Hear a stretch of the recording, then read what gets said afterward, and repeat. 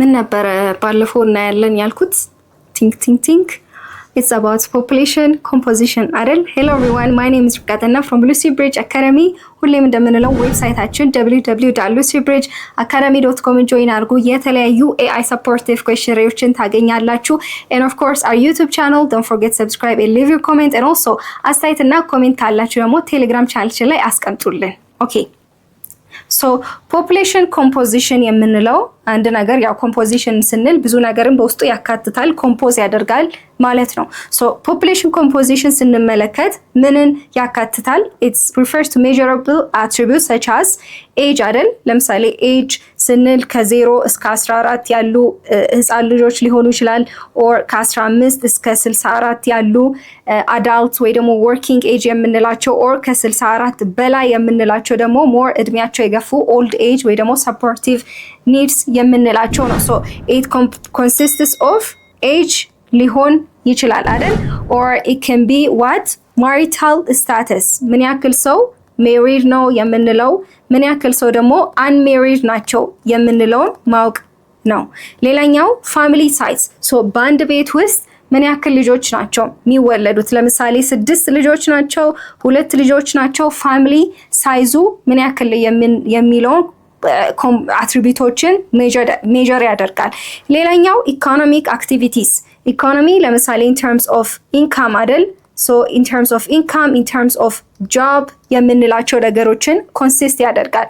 ናሽናሊቲ አይደል? so አንድ ሰው ምንድነው ብሄሩ ኢትዮጵያዊ ነው ምንድነው የምንለውን ኮንክሉድ ያደርጋል ኮምፖዝ ያደርጋል። ላንጉዌጅ and also religion የምንላቸው so እነዚህ የተለያዩ ፋክተሮችን or አትሪቢዩቶችን ሜጀር ያደርጋል ምን የምንለው population composition የምንለው so እነዚህ አትሪቢዩቶች ግን ለምን ይጠቅሙናል? so it helps us describe the internal structure and characteristics of any population so የአንድን population internal ውስጥ የሆነውን internal structure ለማወቅ ይጠቅመናል። ለምሳሌ አንድ ክላስ ሩም ውስጥ so ወደ ውስጥ የሄድን or ከትምህርት ቤት አጠቃላይ ከትምህርት ቤቱ internal structureን ስንወስድ ለምሳሌ የክላስ A classroom or class A እንበለው ከአጠቃላይ ከትምህርት ቤቱ ከኤዱኬሽን ከተገነባው ትምህርት ቤት ውስጥ ወደ ውስጥ ኢንተርናል ስንሄድ ለምሳሌ አንድ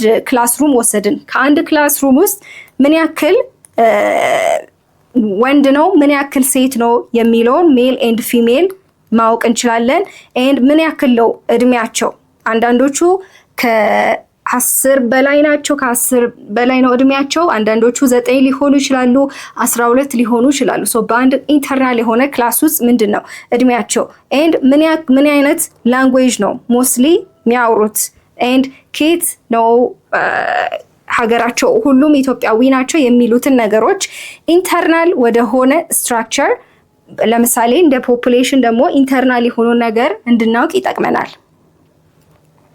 So understanding population composition is essential for interpreting social so ቅድም በትምህርት ቤት ደረጃ ነው ያወራነው in terms of population ደረጃ ስንመለከት ለምሳሌ ምንን እንድናውቅ ያደርጋል? እነዚህ population composition ያላቸው ለምሳሌ ሶሻል ፋክተሮችን ለማወቅ ለምሳሌ education in terms of education ምን ያክል እንደተማረ ምን ያክል ሰው ሊትሬት ነው የተማረ ነው የሚለውን ለማወቅ ሊሆን ይችላል።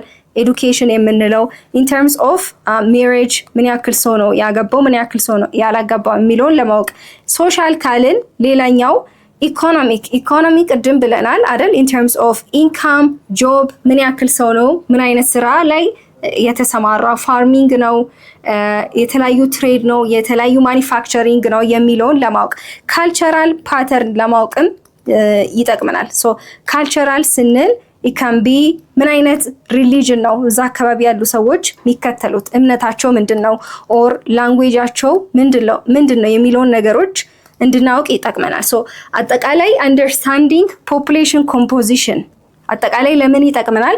ሶሻል ፋክተሮችን ለማወቅ ኢኮኖሚክ ፋክተሮችን እነዚህ ካልቸራል የሆኑ ፓተርኖችን አጠቃላይ አንደርስታንድ እንድናረግ ሞር ወደፊት ገቨርንመንት ካለ ለምሳሌ የተለያዩ ፖሊሲዎችን ለማውጣት እነዚህ ነገሮችን አንደርስታንድ እንድናረግ ይጠቅማል።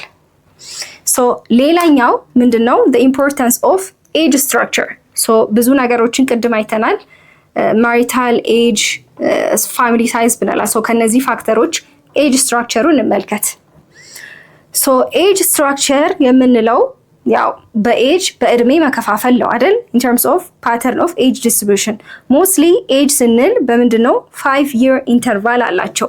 ማለትም በ5 ዓመት ነው 0 እስከ 14 እያልን 5 እስከ 9 እያልን 10 እስከ 14 60 እስከ 64 እያልን በእድሜ በየ5 ኢንተርቫል ክላሲፋይ እያደረግናቸው ነው ምን ሄደው። ሶ እነዚህ ኤጅ ለምን ይጠቅሙናል? it influences economic and cultural life.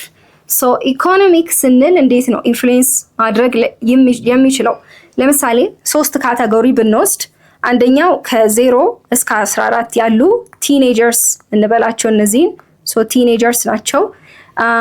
ሌላኛው እሺ ሌሚ ኪፕ እንበለውና አንድ መሀከል ላይ አንድ ስፔስ ኒው ስላይድ እንውሰድ ለመጻፍ እንዲመች ማለት ነው።